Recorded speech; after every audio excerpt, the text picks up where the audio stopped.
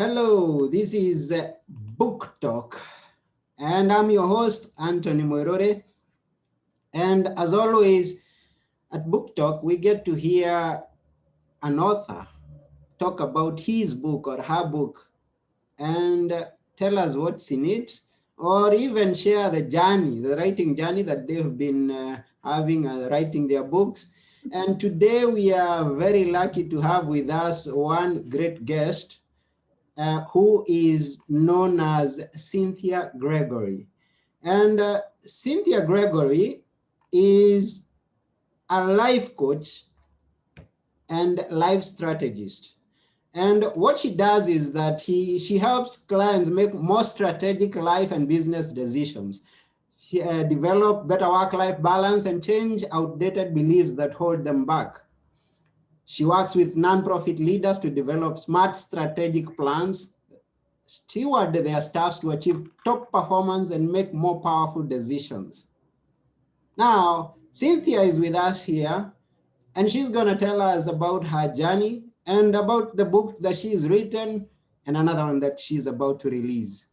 So without taking more time, let's welcome Cynthia to the program. Welcome, Cynthia.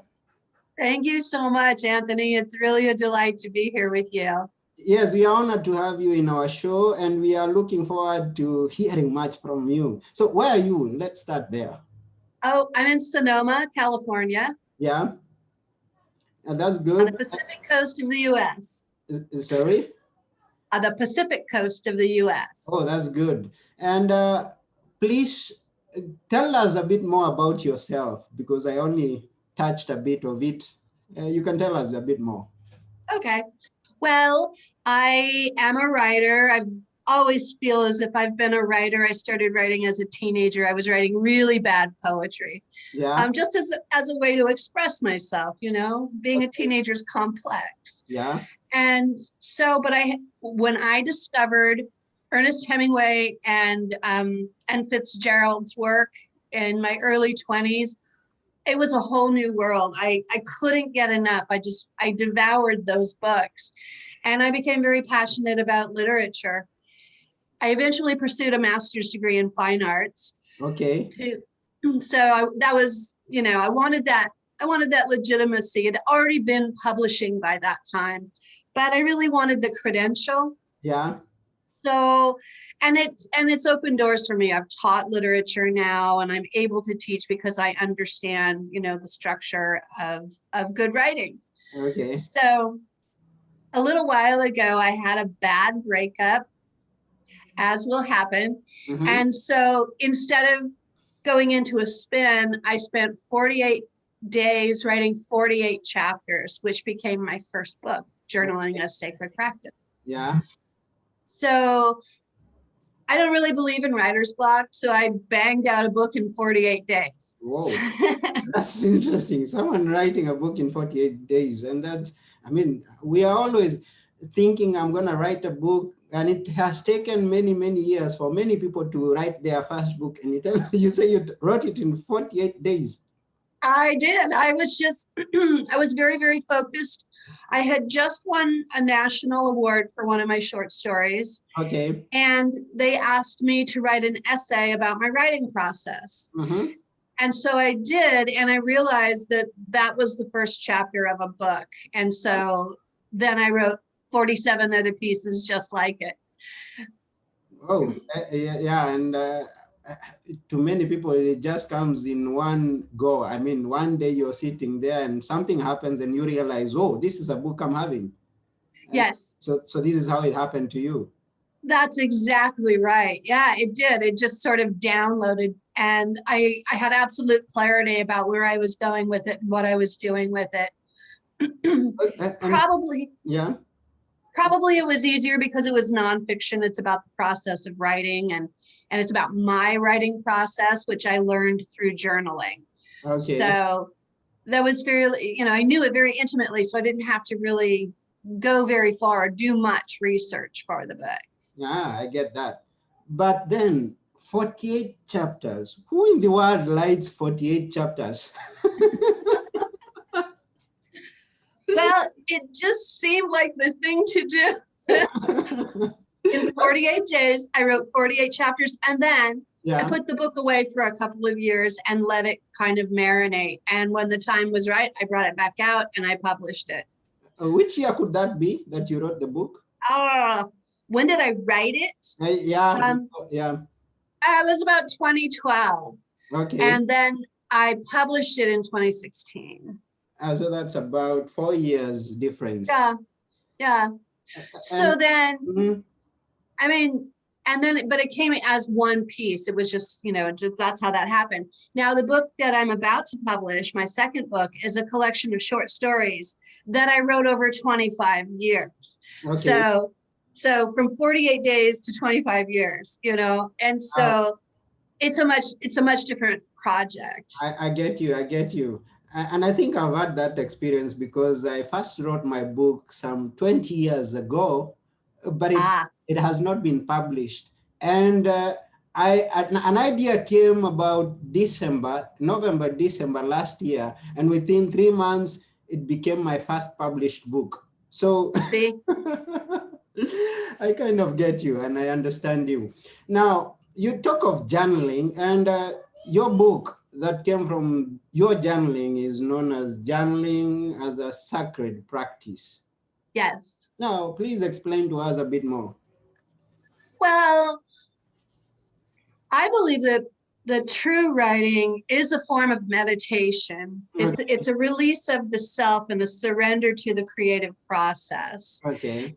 And I also believe that I can't entirely take 100% credit for what I write, Mhm. because I don't know about you, but sometimes I write something and then I'll come back to it a couple of days later and go, where did this come from? Yeah. It's I feel like it's so much more than me, and so I honor that process, and I think that there is something bigger to it, and my word for that is sacred. And Yeah. I also feel that writing is a sacred practice if you show up with good intention, Hmm. with a passion, Yeah. and an open and honest heart. Hmm. There is something that's sacred about that. Oh, yeah, sure. Because I also say mine is divine. And you mentioned Yeah. of you just being, I mean, surprised at what came out of you. The first time that I had someone read my manuscript, we met and then he started telling me about the stories that are in the manuscript. And I'm like, did I write that? Did I write that? Yes, yes, yes, so, that's I, so, exactly right. so I get you very well. And now, uh, what would you tell someone who may be thinking of writing a book and doesn't know exactly where to start? Oh, that's such a great question. Journaling. I would say journal. Just start journaling. I Yeah, had a writing mentor once who said, just write. Don't worry about connecting all the dots. Your subconscious knows where it's going with yeah, this. yeah, And so everything that all of my writing starts by handwriting in a journal. And yeah, I just go into a state of, like automatic writing and just write what shows up. Like the the capstone story in my short story collection that I'm releasing next month, yeah, I wrote at the beginning of the pandemic because I was teaching a journaling class yeah, and the pandemic was what was showing up. I would never have set out to write about something so huge, yeah. but it's what was happening in my life. And these were the first 5 months of the Okay. pandemic when we really didn't know anything. So I think it's a really interesting retrospective on that time when the whole world was going, what do we do now? Yeah, that's good. And please excuse me. Let's go a bit back a bit, Yes, because some of the people that are going to watch this or are hearing what we are talking about yes. could be young adults that maybe don't have an idea, and even from some places that the English is not their first language. So the word journaling could be a very difficult word for them. Can you make it very simple in a layman's language? What is journaling? This journaling you're talking about? Oh, that's beautiful. That's such a great question. Well, journaling is basically writing down your thoughts by hand on paper. Now, something different happens when you write by hand. It's a more physical experience, and it slows your brain down. You can type much faster than you can write by hand. And so I think it gives the opportunity for your senses to become more in tune.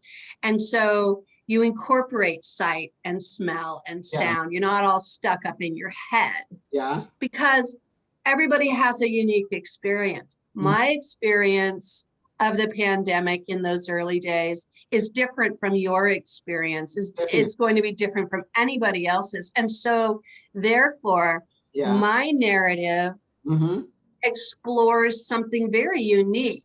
Not that I think it's that special. I mean, it's like we're all special, but nobody else can tell my story the way I can.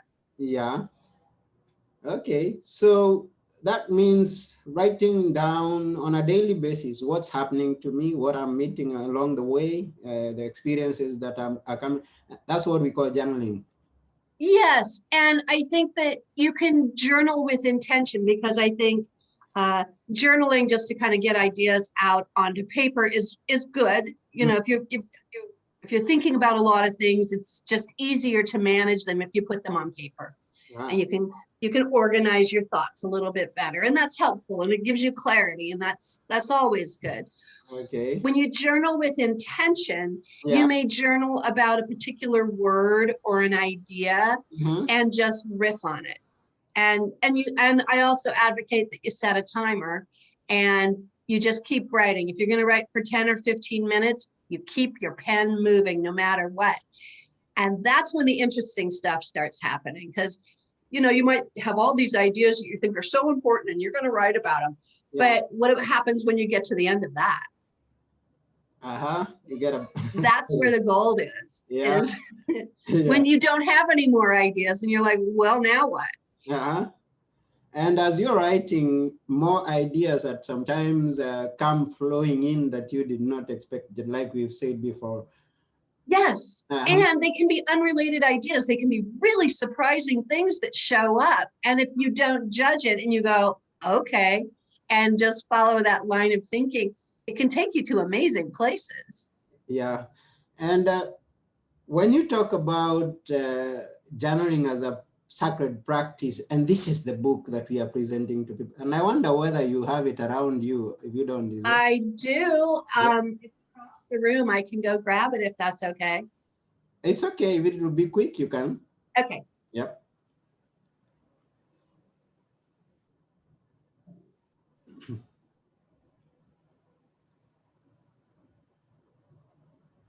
Here we go. I don't know if you can see that. There's a little bit of glare, but it's... we do see it, journaling as a sacred practice, and we have someone sitting up there and on a mountain. On a mountain, yeah, and being inspired. Being inspired and welcoming some new ideas. Okay, we see it. Yes. So yes, being in that space of non-judgment and openness to what inspiration has to say. Yeah, and this is where I was going. Now, when you talk about the journaling as a sacred practice that is in the book you explain how to go about it, the whole process of journaling, how you have to keep your journals, and all that you've said before is inside that book. Yes. And I believe even much more. Oh, you're very kind. I mean, it's not what most people think of as journaling. You know, they just sit down and they go, oh, I'm just going to journal. So about 20 years ago, I belonged to a writing group. Okay. And I was invited into this writing group. I was a baby writer. I was just starting to publish. And I was in a group of, there were about 5 or 6 women who would meet every Friday at a cafe. And we would all write a word down on a piece of paper. And then we'd put it in a hat and we wrote for 5 minutes, 10 minutes, 15 minutes, 10 minutes, 5 minutes. So we wrote for an hour and we would take a piece of paper out and we would read it and start the clock. So no matter what it said, we had to write about, well, we wrote about that thing or we used that word as a jumping off place. Like, oh, that reminds me of, or I remember the time when. And so we wrote for 5 minutes and then we read what we wrote. No commentary. Then we'd write for 10 minutes and read what we wrote, on and on. I learned more about writing just listening to other people's writing, spontaneous writing, than I did in any class I ever took. And I realized how powerful that method was. So would you recommend someone to join a group or even start a group if someone does not have an idea where to get started? Yes, absolutely. Join a group, take a class. I mean, there are really good classes available. And now, you know, when I was starting to write, we didn't have the internet or Zoom, but, you know, I just would sign up at a community college and take a class. And I learned a lot by being in the company of other writers, which is really helpful. It helped me to develop my own sense of what my style was like, because everybody has a style and a voice. And a lot of beginning writers don't, you know, what is the style? How do I find my voice? And you find your voice by just continuing to write and finding out what you do well and developing your craft. And after a while, you know what your voice is. It's just, you know that it's as much a part of who you are as anything else. That makes it a lot easier. Okay, and I think this is why they say birds of a feather flock together. And there could be a great reason why they do. Yes. Well, yes, you know what? Writing can be really challenging and hard. So it's good to be in the company of other writers. I think we have a really romanticized ideal of what it means to be a writer. You know, we're in a library and we're working so hard and we're wearing a cardigan and, you know, but it's so much more than that. And it really can, you know, you really have to be willing to, you know, examine yourself in order to, you know, understand your motivation. Like, I don't believe in writer's block. I don't. And that might be a controversial idea, but I think that you're only blocked if you're not writing. I don't experience writer's block because when I sit down to write, I just write. That's good. That's all, you know? That's good. And you've got some great experience. You've got some, I mean, you have all the credentials with you. Now, but you know, it's like, sometimes you write really well and sometimes you write garbage, you know, but it doesn't matter as long as you're writing. So I think that many beginning writers feel like, oh, if it's not perfect, they don't want to write it. But Hemingway said that good writing is rewriting. It's all in the rewrite, isn't it, Anthony? Yeah, that's it. That's it. You have your original idea and it seems so good. And then you go back and you go, oh, wow, you know, that's missing a piece there, or it needs more here. And it's all in the rewrite. And I agree with you, because the first manuscript that I wrote, if you compare it with the final product, they are two different things, almost. So different, different. Okay, they have the main idea, the basic principles are still applying there, but there's a lot that has changed. And if you have some better readers and you've given them the authority and the freedom to suggest the changes that could go into the book, then you end up with something better, something improved.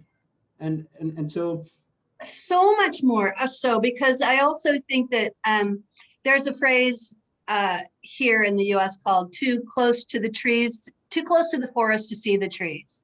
You know, you're too close to the forest to see the trees. Okay. Right?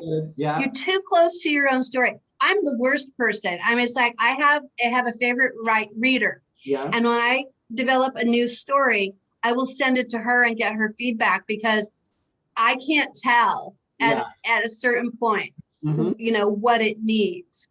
I'm way too in love with my own work to be able to be objective. And so I depend on my readers to give me the feedback. Because I'm not the ultimate reader, right? I'm a creator, but I'm not the ultimate reader. And if I can't effectively communicate with my reader, then I'm a poor writer. And I believe now there's someone there who could be hearing the idea of forming a group or joining a group, and they don't have a group around them. And this is their lucky day because they are in contact with you. Do you assist people individually? Do you work with people one-on-one and I help them do. bring out the book? I do. You do? I do that. Yeah. Yeah. It's one of my great pleasures. And I also run a workshop Okay. where if we have worked together for a time and I feel like your work is ready for it, then I have a group of people we meet at once a month and everybody reads some of their pages and we have 6 people in the group. Yeah. And so they get feedback from 6 people and we have a format that's very specific. There's no criticizing. There's no judgment. When we have feedback on a particular piece, we frame it in a question such as, I really loved what you said here. Can you tell me more? Okay. Right? I'm not sure I understand where this is going. Who is it that you need to reach when you're talking like this? So that it stimulates them to answer the question. You're not giving them any answers, but you're helping them to explore where they can, what I call, unpack an idea. And is this locally or is also online? Yes, it is. I mean, thank you, COVID. Honestly, it's one of the best things that came out of this whole last year. I wrote my book during COVID. So thank you. Yes. Yeah. And, and here we are because of COVID, suddenly the world went online in order to connect, because as humans, we need to connect. And so, you're in Greece, I'm in the US, and here we are connecting online. It's such a beautiful thing. Yeah, sure, definitely. So find a group, get involved with a group. Yeah, if you don't have one, ask Cynthia to add you to her group. Is this kind of what we call mastermind? You know what? It really is. It absolutely is. And you just said my favorite word in the whole world. Anthony, I think that we might be onto something here. It is mastermind, because we're holding each other in the highest regard and operating from a place of absolute objectivity and openness and sharing our wisdom. And how beautiful is that? Yeah, it's so beautiful. Now, someone said this, and this is why I always encourage people to get connected with other people. He said that when you have an idea, okay, now let me start it from the side. When you have an apple and I have an apple and we exchange the 2 apples, we get to have 1 apple each. But when you have an idea and I have an idea and we exchange the 2 ideas, each of us is going to end up with 2 ideas. I like it. Yes. One of my favorite writing exercises is to take 2 separate ideas, put them together and write about them. Yeah. Like putting two cats or dogs in a room and letting them play. And the more different they are, the better. Yeah. The more different they are, the better. Yes. Now that's good. Yeah. It does it actually stimulates your brain in a different way, because then you're asking a question and your brain loves to find answers. So you go, how is a fan and a pencil? How are a fan and a pencil similar or different in relationship to one another? You don't know until you ask the question. And they're like 2 very different objects, but I could sit down in 10 minutes and probably write a very interesting essay. And that's very good. So it's not necessarily that I have the same idea that you have, or we be in the same genre that I am writing about, in order that we may work together. So true. In the group that I told you about, where I learned this journaling process, we all wrote about the same 1 word, right? For the 5 minutes or the 10 minutes. Everything that was written was so different because, we're bringing our own experience to the exercise. Yeah.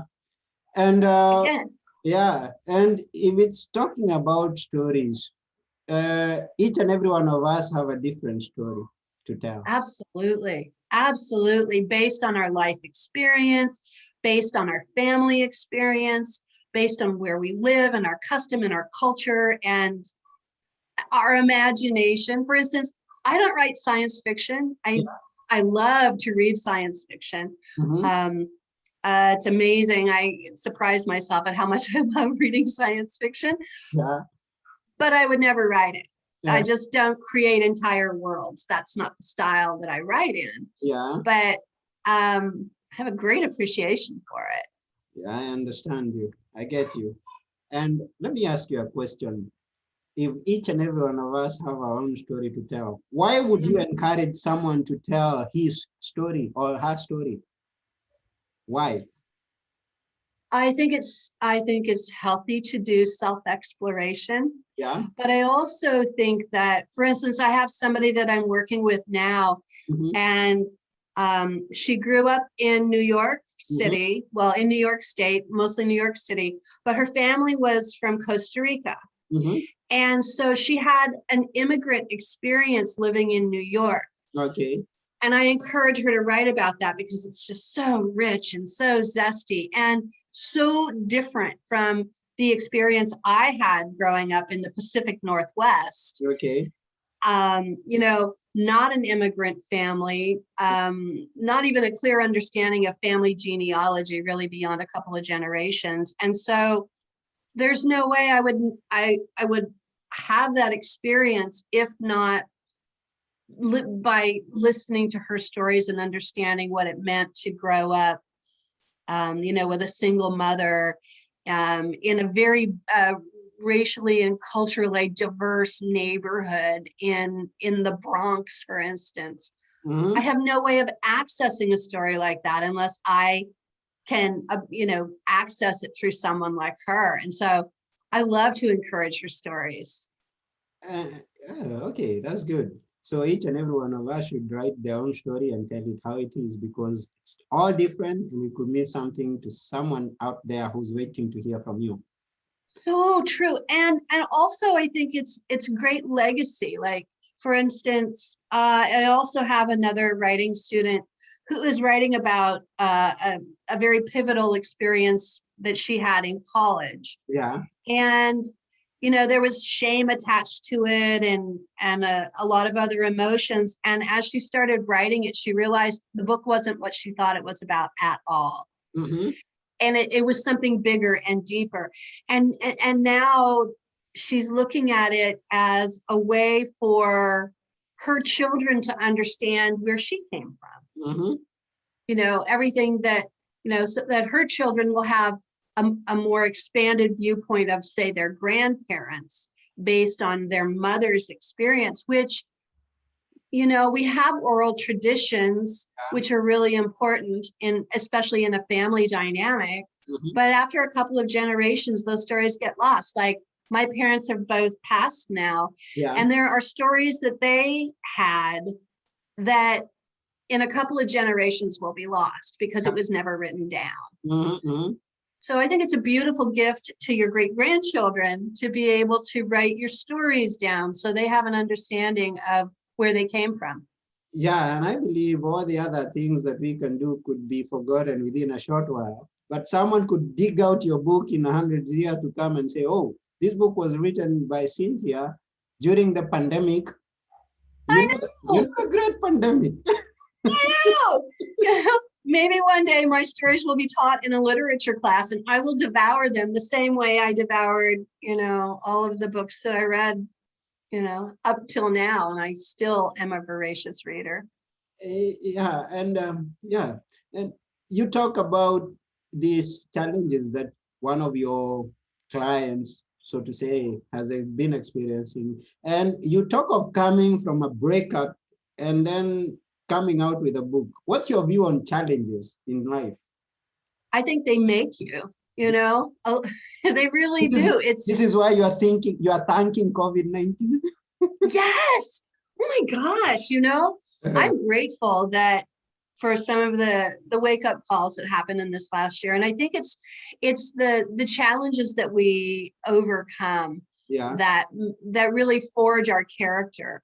Mhm. And so I'm grateful for, and maybe not in the moment quite as much, but in hindsight, I can go, wow, that really taught me such an important lesson. I'll never forget it. You learn a lesson more through adversity. You know, you learn to be a better person, or you learn a technique, or, you know, make some sort of major contribution. Not when things are going merrily along, but when you really come up against something that challenges you to be more. Yeah, yeah, it's good. Challenges make you, and they add into your wisdom. Yes, yes. And otherwise, what's the point? You know, we could all be, you know, sitting in a park eating ice cream forever, and I think that would just get boring At some point. And at some point, you at know. some point it gets boring. And I also have another question. There's Okay. someone who's hearing you talk about journaling, about writing and publishing, and saying, Mhm. oh, now she can say everything she wants because she has a master's in fine art. I don't have nothing. I don't have the education. I don't have the English. I don't have the language to write. Uh, what would you tell such a person if he was or she was to start writing a book? I had no credentials when I first started writing. Oh, I just had this passion to write. I wanted to write. And I recognized, and I worked with good teachers and mentors, and I learned as much as I could. And I read all of the classics because, you know, I was teaching a summer class one year, and a young woman, you know, she said, I don't read. And I said, well, you know, find something you like. I don't care, read a box, you know, read a box of cereal, read the print on a cereal box, yeah. read a graphic novel, read anything, just read. And she discovered that she really loved Margaret Atwood. And I was like, that's great. Go read everything she's written and learn, let that inform you. Yeah. And I felt like that was such a big victory from someone who said, I don't like to read, probably because she'd been forced in school to read books that she didn't understand or like. Yeah. And who, you know, of course she didn't like to read because she'd never really fallen in love with a story. Yeah. And once she discovered that experience, I mean, her whole face lit up. It was a beautiful thing to see. They forced us to read. Yeah. Yeah. So read everything you can. And, you know, if your language isn't strong, you don't have to know English, write in your native language. Okay. Right? You know, write in your native language and then find a translator. Yeah. You know, write among other writers so you can listen to how they write and let that inform you. It's not, I don't just ever read a book just for pleasure. You know, I'm studying it. I want to know how they write dialogue. I want to understand why that paragraph that I just read was so beautiful. I want to read it 3 times in a row. I'm curious about it. I don't let it just, you know, blow by me. I really, really want to experience it. So if you love storytelling, if you have a story you want to tell it. Just write it down, tell it. Yeah. And then yeah. be in a group of other writers who can say, wow, that was amazing. Or I'm not sure I understood what you meant by that, which is not a judgment. It just tells you it's data that you need. You go, oh, I didn't connect with my reader there. So I want to make sure I connect with my reader. And so you change it and you learn and you keep practicing and practicing and practicing. And then one day you get really good at it. Yeah. Okay. Thank you for that. Because they actually forced us to read Shakespeare. And I could imagine myself that I am not a writer because I have read Shakespeare. Yes. Right? Yeah. Go stand next to the genius and then try to write something. You know, that would discourage anybody. And in iambic pentameter as well, right? So it's like, it's crazy. But didn't discourage you from writing eventually. No, Right? eventually I had to say, okay, I need to bring out my own. I may not be the Shakespeare of today, but I have to bring out my own and give it to the world. And I'm glad I did. I'm glad I did. And you know what? Everything wasn't all rosy for him. He struggled too, you know. Everyone struggles. Everybody struggles, you know. He's far more famous today than he was in his own time. Why does it happen that? Because you've been through a master's in fine arts. How does How is it that all the artists become famous after they have gone, after they have all been through the challenges and problems? That is the question of the ages. That's the $1 million question. Some of them are, some of them do become famous, like Stephen King and Nora Ephron, and many do, but many good writers go undiscovered or, have limited exposure during their time. My fondest dream is that my short stories will be studied in literature classes long after I'm gone. It's good. Let's believe that they are going to discover us here before we are gone, and I know. after. We will, we will be famous. Afterlife. Here, I'm saying here and after, not only after, but here and after. That's exactly right. Yes. Yeah, and honestly, if you're doing it for the fame, you're doing it for the wrong reasons anyway. Or for the money in this case. I know, or for the money. I tell my students, and I'm like, oh, don't expect to make money on your book. Yeah. Make it a passion project. Do it something that you're really proud of. Give it away. Give it to as many people as you can. Don't expect to get rich. So what are the greatest benefits that someone rose from being a writer and a published author in this case? Well, I have to admit, I do like seeing my name in print. It's good. So there's that. You can see that back there. I see my name and I say, oh yeah, I'm a writer. I know. Yeah. I know. It's pretty cool. Not everybody gets to say that. Yeah. But I think also, wow, that's such a great question, because if you have a desire to share your story, yeah, I really believe that there's somebody who needs to hear it or read it. Yeah, sure. And so it's almost irresponsible not to share it. It's a gift, Yeah. And I've had a lot of people say, oh, you're so lucky. You know what your purpose in life is? It's to write. And I said, well, yeah, but that doesn't answer all the big questions. It's just, I just happen to know this is my gift to the world and I need to do it. Yeah. As an article of faith and responsibility. Mm-hmm. But the reason I do it is because I have a passion where I would write even if I didn't publish. Yeah. Yeah, because I just feel like it's the creative expression coming through me. Mm-hmm. And I believe everybody is creative in their own way, whether you bake cakes mm-hmm. or you build skyscrapers or you write books. It all comes from an urge, an inner urge to be creative mm-hmm. and show up in the world, contribute something to the world. Yeah. And so that's my contribution. Oh, that's good. And that's very good. And to all the bakers out there, to all the musicians out there, you can write it down and leave the coming generations the words in writing so that they may understand, they may know much more how to go about it, how you went. I know. All right. So I just read this beautiful article about the Beatles.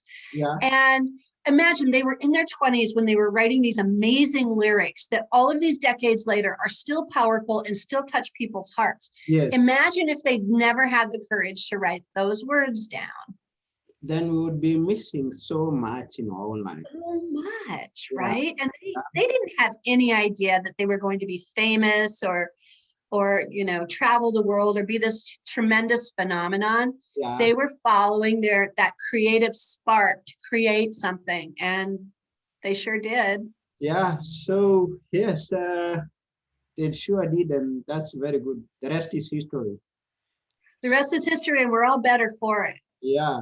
So to all those who are listening, those who are watching, if you want to start writing, you don't know where to begin, please go and get Cynthia's book, Journaling as a Sacred Practice.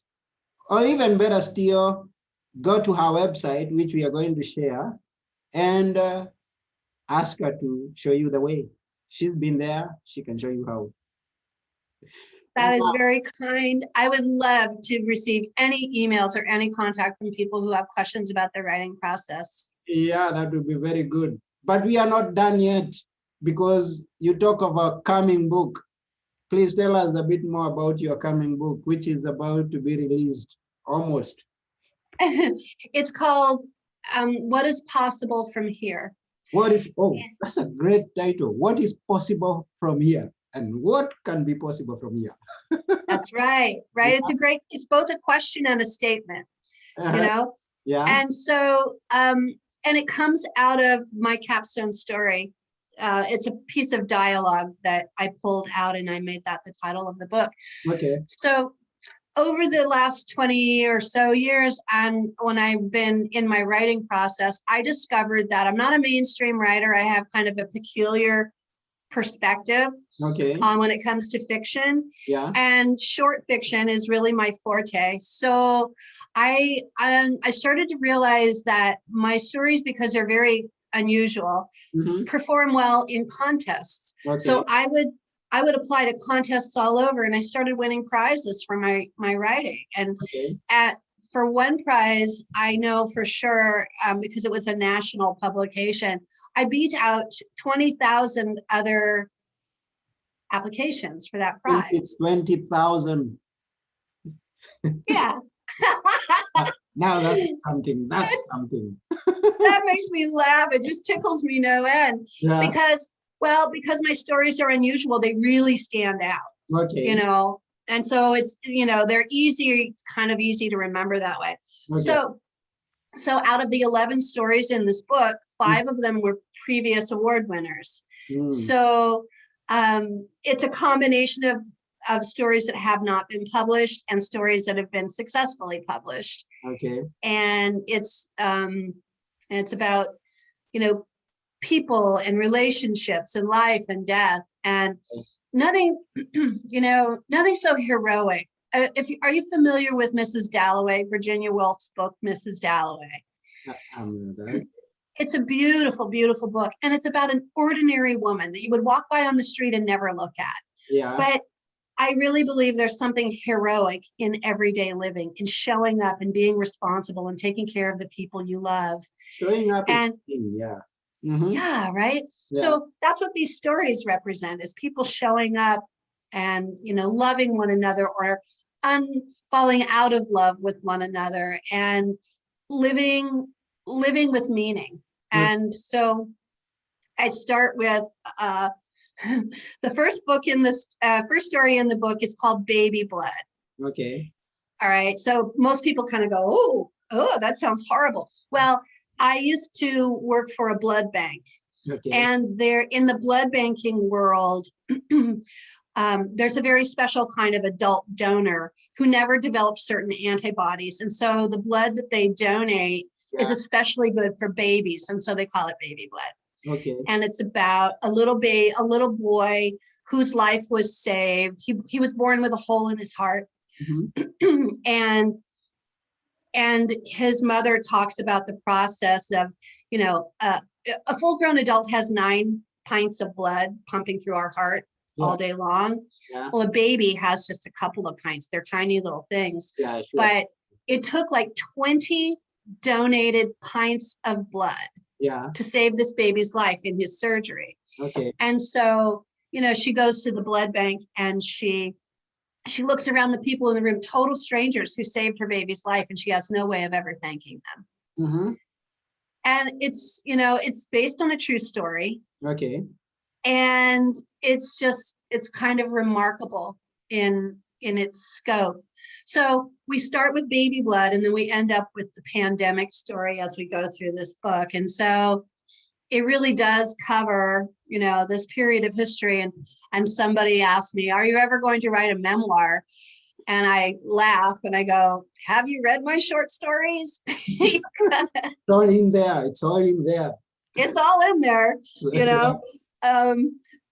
So yeah, I write about what I experience and what I see around me, and I create a format for a story, and then after a certain point, it takes on a life of its own, and I help form it until it's ready to launch. Yeah. So that's what this book represents, is these 11 stories. So are these stories in several chapters, or is a story a chapter? A story is a chapter. Ah, okay. Thank you. You didn't make them 48.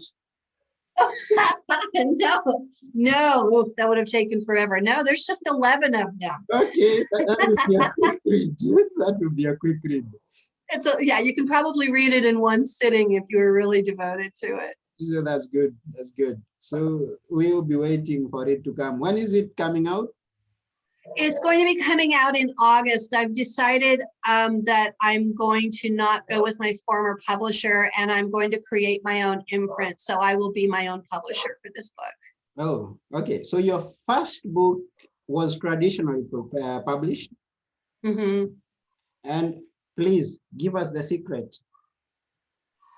It's it's just, being in touch with other writers. When you're really immersed in something that you care a lot about, you want to be around other people who do that. Yeah. And so I had a writing friend from that writing group years and years ago who said, hey, I know somebody who's looking for authors. Would you be interested? And I said, yes. Yes.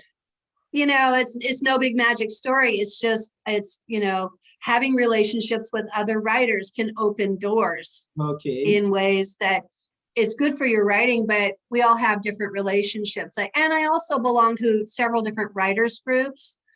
Okay. And so that expands my network to even more writers. So I think that it's really helpful to have a community of writers that you can interact with and grow with.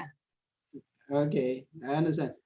Because being published traditionally has been a story. Someone tells you I've made 100 applications and they all came out negative.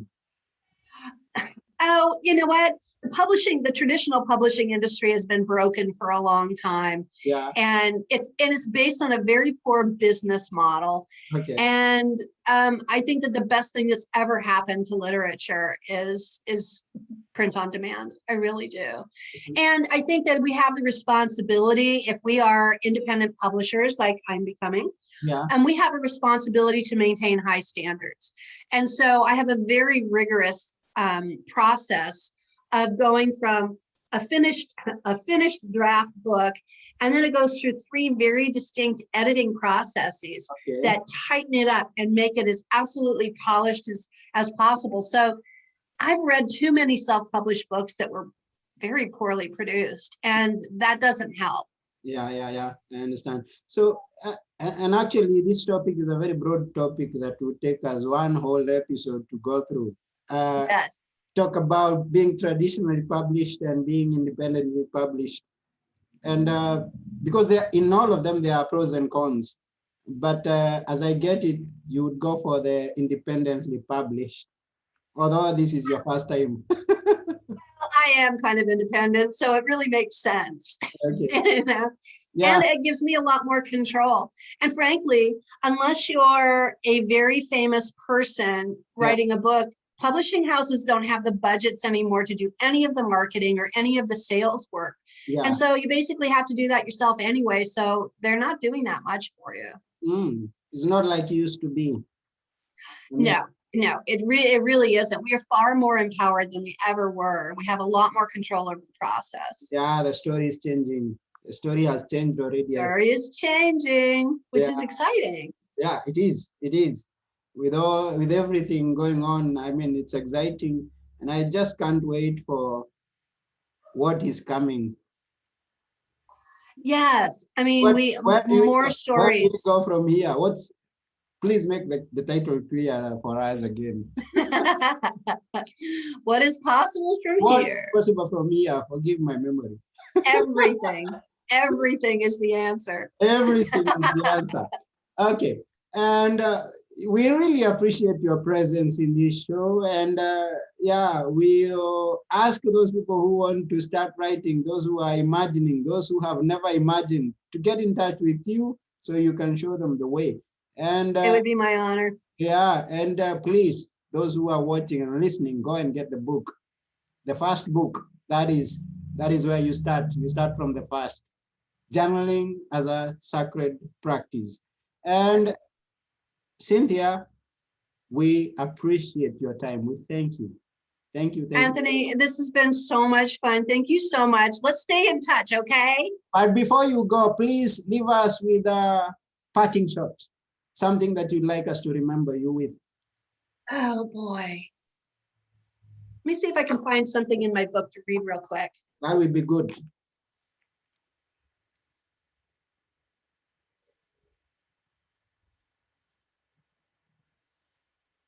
Ah, all right. I started playing golf a couple of years ago and found that I loved it. I loved getting all zen with the process, holding my stance, addressing the ball, letting everything else in the world fall away except my focus on that pink golf ball at the end of my 6-iron. There is a simplicity in the sport, an elegance. That's how I approach it all. You know, it's just like fall into it, fall in love with it. Sure, it's challenging. Golf can be a difficult sport. Writing can be a difficult sport. But if you zero in, if you focus on it and let everything else fall away, you're in the presence of something really special. Now that's good. That's good. That's super good. And now let me believe, because I've written, I can also get started on golf. Yes, you can. Yes, you can. So once But it's again, possible from here, Anthony. that's it. So once again, Cynthia, thank you very much. It's been an honor having you on our show. My pleasure. And we wish you everything possible in your life from here. You're a good man. Thank you, Anthony. It's been so great to be with you today.